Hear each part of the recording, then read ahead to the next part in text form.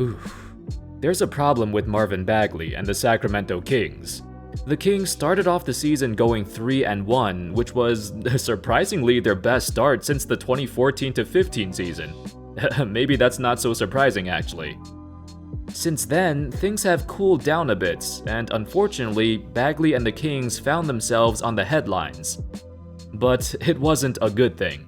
Shortly after a back-to-back loss to the Houston Rockets, Bagley's father tweeted out this. Then, De'Aaron Fox's father was like, okay, trade him.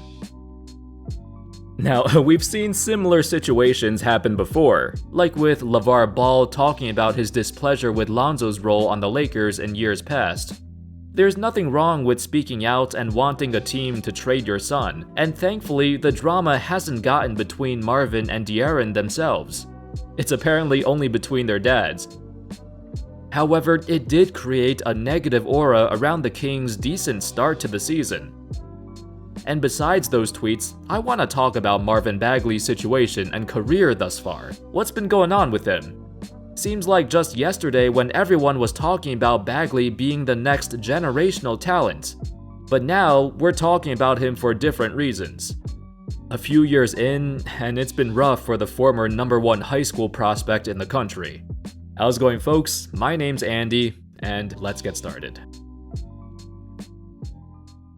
So let's rewind a bit. In the 2017 recruiting class, Bagley was ranked as the #1 high school recruit by both ESPN and Scout.com, ahead of DeAndre Ayton, and he was projected to be the #1 pick of the 2018 draft. After one season at Duke, Bagley did not stop. He brought his fluidity, his athleticism, his quickness and versatility to the college level, and all those skills from high school translated to the NCAA very nicely. He displayed the leaping ability and footwork of a traditional big man, but also the lateral agility and quickness of a guard. Bagley's scoring arsenal was unmatched. While Ayton was a more traditional big man, Bagley excelled in all areas of the floor. At times, he even put himself in the stretch 4 role, so if his team needed him to do that, he could do it in a pinch. As the 2018 draft approached, Ayton's stock rose, as scouts believed he was more NBA ready, especially with how much more built he was compared to Bagley, who was kinda lanky and skinny. However, another new challenger took the spotlight. Overseas, Luka Doncic was absolutely tearing up the EuroLeague. We knew who he was, everyone did, but we did not expect him to be this good, this young. In the months leading up to the draft, there was a 3-way debate between Ayton, Bagley, and Doncic. But it was more so between Bagley and Doncic, since the general consensus was that Ayton was going first. The Kings had the second pick and had a tough choice to make.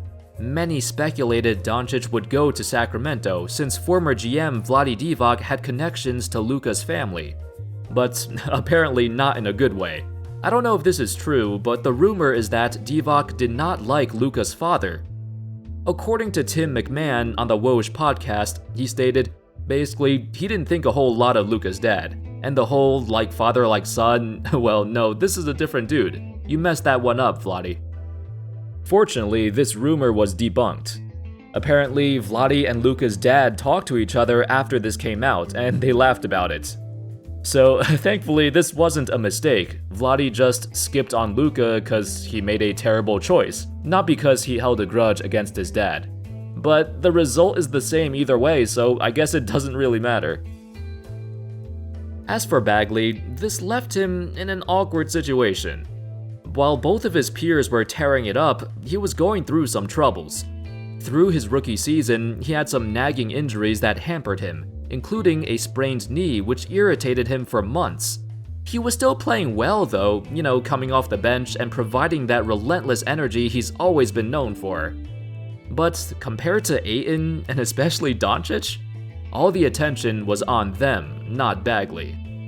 It must be pretty annoying to constantly hear people saying, "Ah man, the Kings should have taken Doncic." It must get annoying very quickly. The media bombards him with all these questions.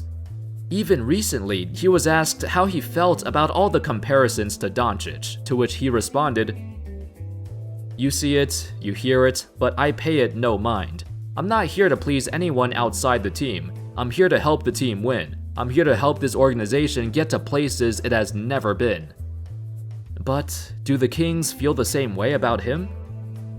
Unfortunately, his sophomore season was a disaster.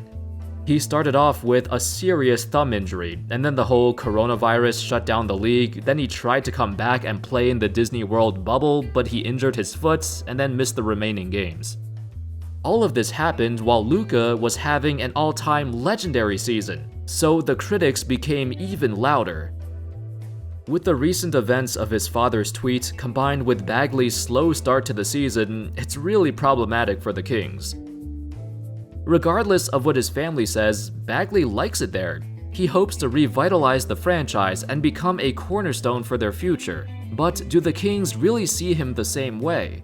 When drafting Bagley, their hope was to pair him up with De'Aaron Fox and see both of them become the faces of the franchise. We certainly see glimmers of that too. Bagley plays very well with Fox.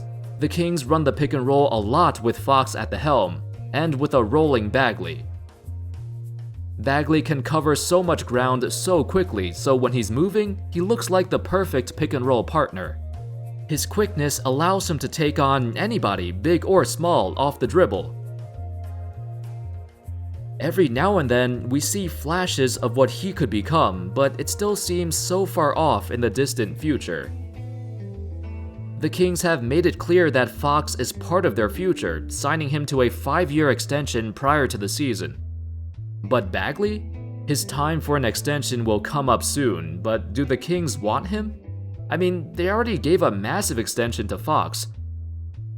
For Bagley, this season will be his most important one yet. If he doesn't show enough, the Kings might just let him go.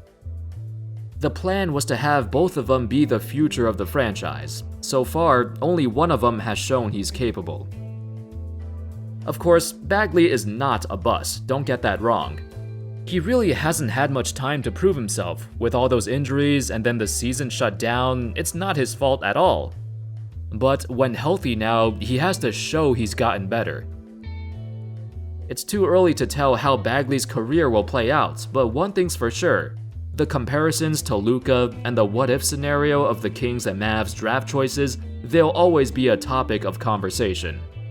The gap between them is far too much to ignore, but there's still so much time to close that gap. Thank you all so much for watching. I hope y'all enjoyed the video. Let me know your thoughts on Marvin Bagley. Do you see him signing an extension to stay with the Kings next year? Will he take a qualifying offer? Does he need a change of scenery? Let me know in the comments. Anyway, I'll see you next time. Peace.